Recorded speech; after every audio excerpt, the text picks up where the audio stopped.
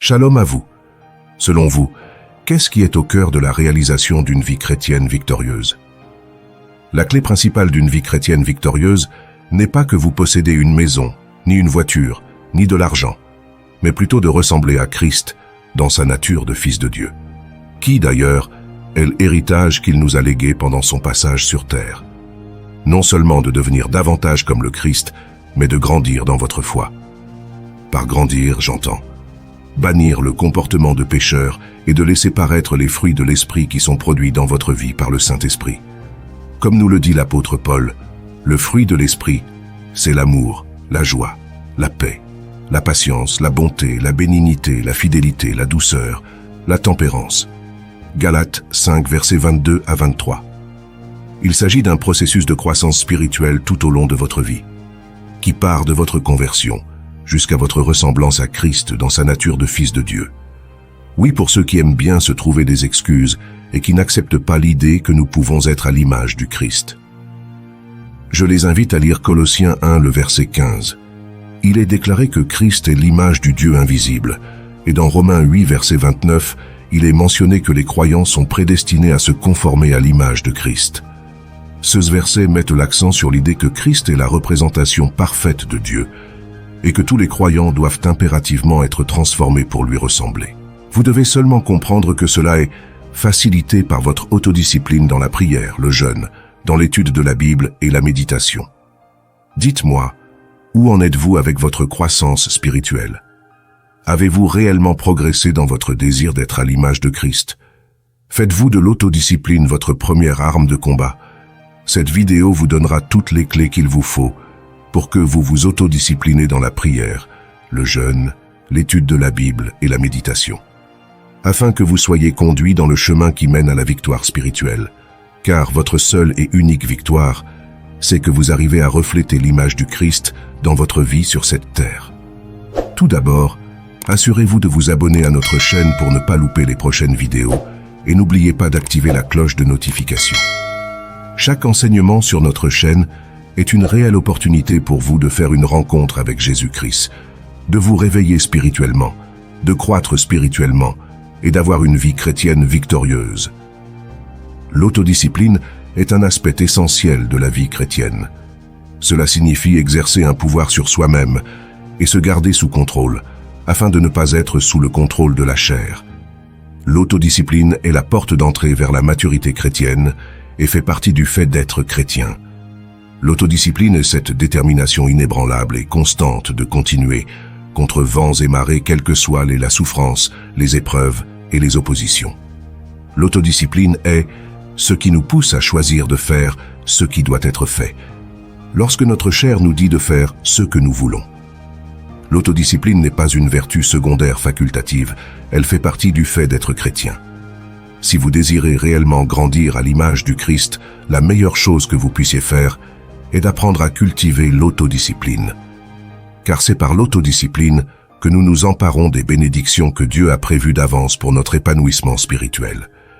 L'autodiscipline commence par une vie de prière sérieuse, éloignée de toute compromission et de convoitise des œuvres de la chair. La prière est considérée comme l'arme principale de l'autodiscipline. La prière est un moyen de rechercher la présence de Dieu, un moyen d'entendre sa voix, un moyen de rechercher sa volonté, un moyen de rechercher sa force, ses conseils, un moyen de rechercher sa sagesse et la maîtrise de soi. Vous devez considérer la prière comme une pratique fondamentale pour développer votre autodiscipline. Développer une routine de prière qui favorise l'autodiscipline nécessite du dévouement, de la patience et de la cohérence.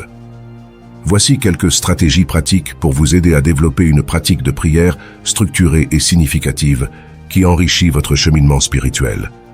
En premier, fixez-vous une heure constante. Choisissez une heure spécifique chaque jour à consacrer à la prière. Heure que vous allez respecter quoi que cela vous coûte, car la cohérence est la clé du développement de votre autodiscipline. Que ce soit tôt le matin, pendant la journée ou tard dans la nuit, vous devez avoir une heure fixe à consacrer à la prière. Cela va vous permettre d'établir une routine de prière. Pour la deuxième étape, commencez par une prière qui exprime votre désir de renoncer au péché, au contrôle des œuvres de la chair dans votre vie, pour le connaître et de vous rapprocher de lui. Soyez en sûr, Dieu ne se fera pas connaître à vous seulement parce que vous prononcez votre première phrase dans votre moment de prière et parce que vous le voulez. Car le moment et la manière dont il se révélera à vous dépendent en fin de compte de lui seul. Le timing parfait de Dieu n'est jamais précipité. Dans cette attente, vous devez vous armer de patience. Cela prend beaucoup de temps. Il a pris 400 ans pour se révéler à Israël. Lorsque vous décidez de renoncer au péché et de chercher Dieu, vous êtes confronté à de rudes épreuves, des défis divers et surtout beaucoup de souffrances. Renoncer au péché implique un rejet délibéré et un détournement des comportements pécheurs. Ce processus peut être difficile, long et implique de faire face à des luttes internes, à des tentations, à la nécessité d'un changement réel et durable. Vous devez admettre que la vie chrétienne n'est pas pour les passifs ou les paresseux. Vous devez accepter de payer le prix pour connaître Dieu. Il a voulu qu'ils cherchassent le Seigneur et qu'ils s'efforçassent de le trouver en tâtonnant, bien qu'il ne soit pas loin de chacun de nous. Acte 17, verset 27. Vous devez vaquer au travail de la sanctification de votre esprit avec acharnement et fermeté pour favoriser votre connexion avec Dieu. Car Dieu ne se révèle pas à celui qui ne s'éloigne pas du péché. Sachez que Dieu ne crée pas les difficultés pour que vous le rencontrez, mais c'est vous qui rendez cela difficile, parce que vous refusez de vous discipliner dans la prière pour ne plus être aux ordres du péché. C'est-à-dire, pratiquer le renoncement au péché dans votre vie quotidienne, et non de rester que sur des paroles que vous prononcez chaque jour, qui ne sont pas suivies d'actes pratiques. Vous devez rejeter et abandonner activement les comportements et les pensées pécheurs. C'est cela, l'autodiscipline. Travailler à la sanctification de votre esprit rime avec l'autodiscipline. La sanctification est le processus permettant de devenir davantage semblable à Christ et de grandir dans la justice. C'est un processus continu qui implique la transformation de l'esprit, de l'âme et du corps. Et le Dieu de paix lui-même vous sanctifie entièrement, et que votre esprit, votre âme et votre corps soient préservés complètement sans reproche lors de la venue de notre Seigneur Jésus-Christ. 1 Thessaloniciens 5, le verset 23. Pour favoriser votre connexion avec Dieu et travailler à la sanctification de votre esprit, il vous faut discipliner votre esprit, afin qu'il se fixe sur les choses de l'Esprit de Dieu. Car l'homme animal ne reçoit pas les choses de l'Esprit de Dieu, car elles sont une folie pour lui, et il ne peut les connaître, parce que c'est spirituellement qu'on en juge. 1 Corinthiens 2, le verset 14. Disciplinez votre esprit à se concentrer sur la parole de Dieu, alors vous pourrez permettre à l'Esprit de Dieu de renouveler votre esprit et de le sanctifier progressivement, ainsi que votre âme. Disciplinez votre esprit à coopérer avec l'Esprit de Dieu en toutes choses. Lorsque votre esprit coopère avec l'Esprit de Dieu, il se répandra dans votre esprit et vous aidera à surmonter avec fermeté la loi du péché dans votre chair déchue.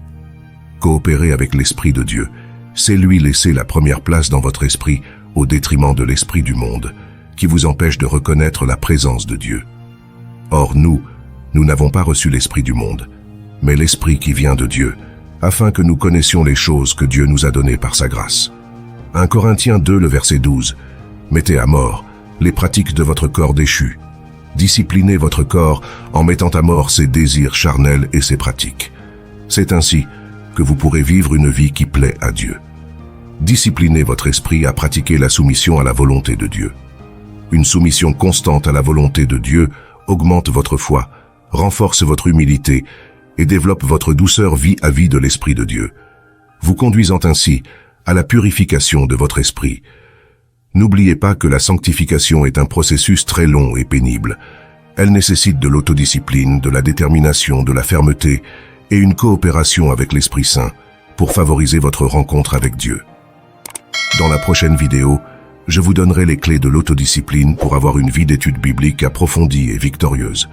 Cet enseignement vous a été donné par le prophète Alban. Vous pouvez écrire au prophète Alban pour vos sujets de prière et pour les préoccupations que vous avez concernant les difficultés que vous avez à discipliner votre vie spirituelle. Retrouvez l'adresse email dans la description de la vidéo. Sachez que Dieu est votre refuge et qu'il vous comble de sa connaissance. Et à bientôt.